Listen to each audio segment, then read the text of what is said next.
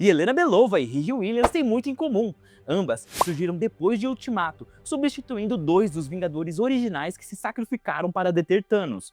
As duas usam trajes, adotam nomes e apresentam habilidades muito parecidas com as dos heróis que vieram antes delas. Além disso, elas integram equipes que apontam para a formação de novos Vingadores. E Helena é uma das fundadoras dos Thunderbolts, que foram renomeados como os Novos Vingadores, enquanto Riri está se unindo aos Jovens Vingadores, ao lado de Miss Marvel e Kate Bishop. No entanto, a recepção do público a cada uma delas foi bem diferente, e Helena se tornou uma das personagens mais queridas da saga do multiverso.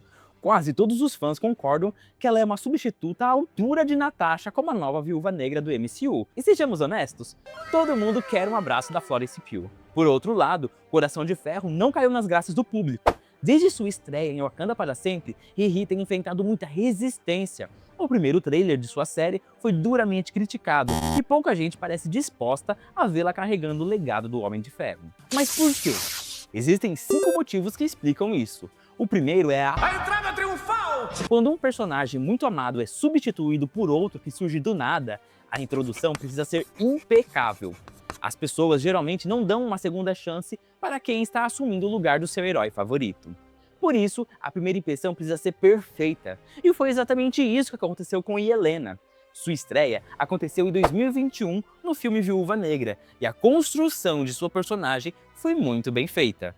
Desde o início, ficou claro que ela não era apenas uma cópia da irmã. Apesar de uma infância semelhante e do mesmo treinamento, Helena tem uma personalidade única. É mais jovem e também um pouco mais emotiva.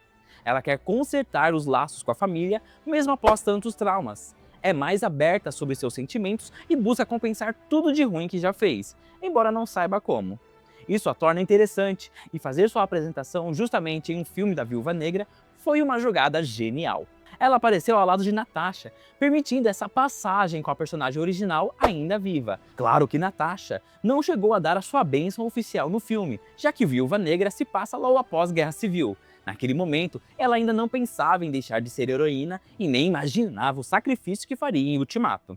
Mesmo assim, a Marvel lançou Viúva Negra após a morte da personagem, como uma espécie de homenagem. Não é preciso ter o QI de Reed Richards para perceber que o filme serviu tanto como despedida de Natasha, quanto como introdução de sua substituta, e isso foi feito de uma forma muito competente. A situação de Coração de Ferro foi bem diferente. Riri também surgiu após a morte do herói que deveria substituir, mas não havia qualquer ligação entre ela e o Homem de Ferro.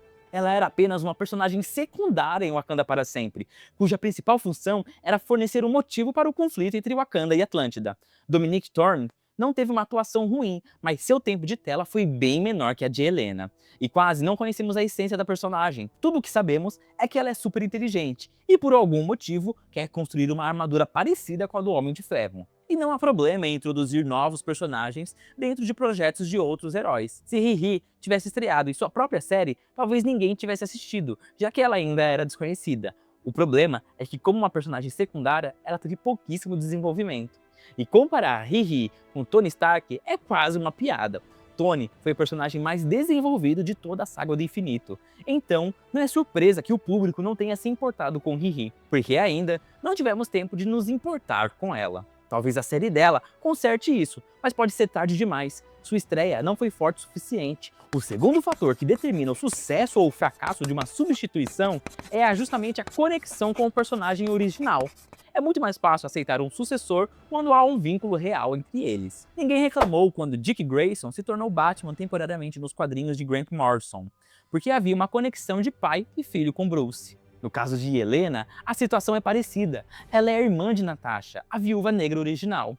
Mesmo não sendo irmãs biológicas, cresceram juntas, passaram pelos mesmos treinamentos e se reencontraram na vida adulta. Em Viúva Negra, viveram aventuras, salvaram o mundo, libertaram outras viúvas e fizeram as pazes com seus pais adotivos. Depois da morte de Natasha, Helena buscou vingança tentando encontrar o motivo de sua morte, e ao descobrir que sua irmã havia se sacrificado para salvar o universo, decidiu usar suas habilidades para ajudar os outros. No começo, foi manipulada por Valentina, mas em Thunderbolts decide agir de forma heróica e continuar o legado da irmã. Ela nunca se auto-intitula como a nova Viúva Negra, mas fica claro que está assumindo esse papel. O público aceitou isso com naturalidade, porque Yelena é a pessoa mais próxima de Natasha, e não há dúvidas de que ela estaria orgulhosa da irmã. Já entre Riri e Tony, essa conexão simplesmente não existe. Não é que Riri precisasse ser filha ou parente perdida de Tony Stark. O problema é que eles nunca se conheceram, nunca trocaram uma palavra, e Tony nem sabia que ela existia. Mesmo assim, somos convidados a aceitar que uma completa estranha vai herdar o seu legado. O cenário teria sido muito diferente se a Marvel escolhesse alguém com uma ligação real com Tony. Talvez o Rude ou o Harley, aquele garoto do Homem de Ferro 3, ou até mesmo sua filha Morgan. Cada um deles, com suas particularidades, poderia cumprir esse papel. Rude tem formação militar, o garoto era super inteligente, e Morgan herdaria naturalmente as indústrias Stark. Todos esses mencionados estiveram no funeral de Tony e tinham uma relação afetiva com ele, então faria sentido continuar seu legado usando o nome de Homem de Ferro. Isso não parecia forçado, e sim uma homenagem legítima. Mas a Marvel decidiu seguir os quadrinhos e apresentou Riri do zero, o que se mostrou um risco, já que o público não tinha nenhum apego prévio à personagem. O terceiro motivo é a reputação que cada personagem já possuía. Embora no MCU, tanto a Riri quanto a Yelena sejam novos, ambos já existiam nos quadrinhos há algum tempo, e a recepção nesses meios influencia muito a forma como são vistos nas telonas aí do cinema. E Yelena surgiu no final dos anos 90, mas sempre ocupou um papel secundário. Ela chegou a participar de algumas minisséries e das histórias dos Thunderbolts, mas nunca foi tão popular quanto Natasha. Isso deu à Marvel liberdade para reimaginar sua origem no MCU sem enfrentar alguma resistência. Como não era uma personagem muito conhecida, também não tinha haters. Ela era quase neutra, ninguém estava ansioso por sua chegada, mas também ninguém se opunha. Bastava que sua estreia fosse interessante, e foi. E com isso, rapidamente conquistou o público, justamente por não trazer muita bagagem dos quadrinhos. Já o caso de Riri é bem diferente. Coração de Ferro apareceu nos quadrinhos em 2016, na HQ O Invencível Homem de Ferro, ainda estrelada por Tony Stark. Ele conheceu uma estudante que havia feito engenharia reversa em sua tecnologia e criado sua própria armadura. Impressionado, Tony se aproximou dela e os dois se envolveram na trama de Guerra Civil 2, enfrentando a equipe da Capitã Marvel. Até aí, tudo certo, mas no final de Guerra Civil 2, Tony entra em coma e Riri o substitui em um invencível Homem de Ferro. O público percebeu que não se tratava de uma personagem nova aparecendo de vez em quando. A Marvel estava trocando o protagonista por completo, e isso fazia parte de uma tendência editorial da época, substituir vários heróis clássicos por versões mais jovens. Algumas dessas mudanças deram certo, como Miles Morales ou Jane Foster como a poderosa Thor, porque tinham boas histórias, mas no geral, essa fase não agradou e a Marvel voltou aos personagens clássicos pouco tempo depois. Mesmo que os quadrinhos de Riri não fossem péssimos, muita gente rejeitou a ideia de ver um novo personagem tomando o lugar do Homem de Ferro. E assim, Riri ganhou uma sensação de rejeição. Esse sentimento veio dos quadrinhos e a perseguiu até o MCU. Para mudar isso, sua estreia no cinema precisa ser espetacular, mas como vimos, sua participação em Wakanda para Sempre foi apenas mediana. Ela não conseguiu conquistar os críticos e tampouco cativar os novos fãs, algo que Yelena conseguiu com facilidade após o filme da Viúva Negra. Mas nada disso teria tanto peso se não fosse pelo fator principal, o tamanho da substituição. Não é a mesma coisa substituir um ícone como Superman do que substituir uma personagem menos conhecida, como a Garota Esquilo. As pessoas reagem com muito mais resistência quando o personagem substituído é alguém que marcou sua vida.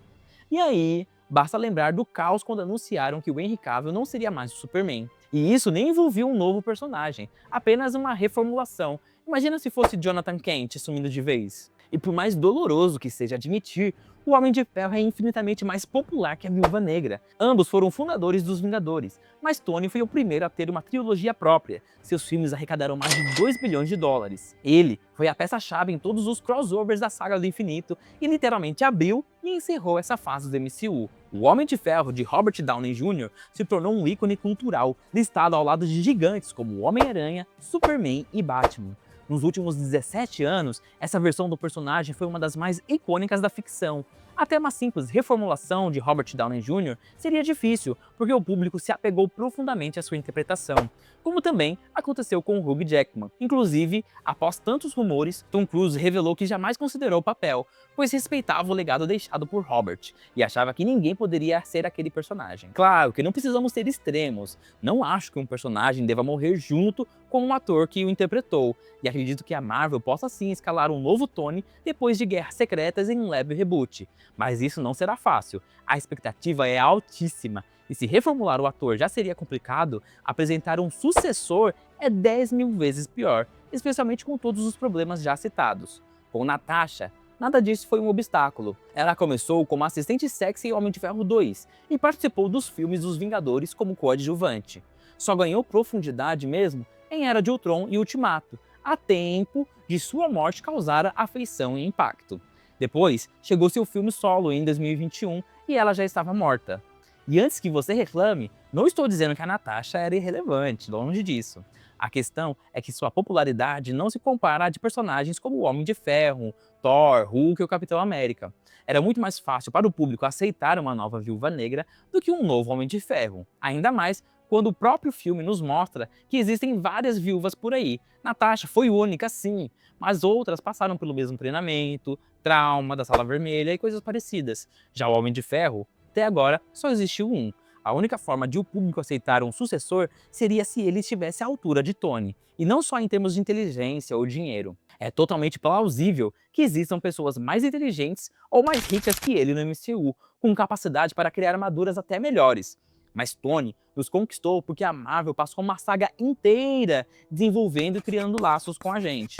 Esse tipo de conexão não se cria da noite pro dia, e certamente não foi recriado com Riri Williams. Mesmo que sua estreia tivesse sido perfeita com relação ao roteiro, o público provavelmente ainda a rejeitaria. Uma coisa também que não ajuda é que justamente a Riri quer criar algo icônico e único, como o Tony fez no primeiro Homem de Ferro, e no fim ela vai tentar construir uma armadura igual a dele.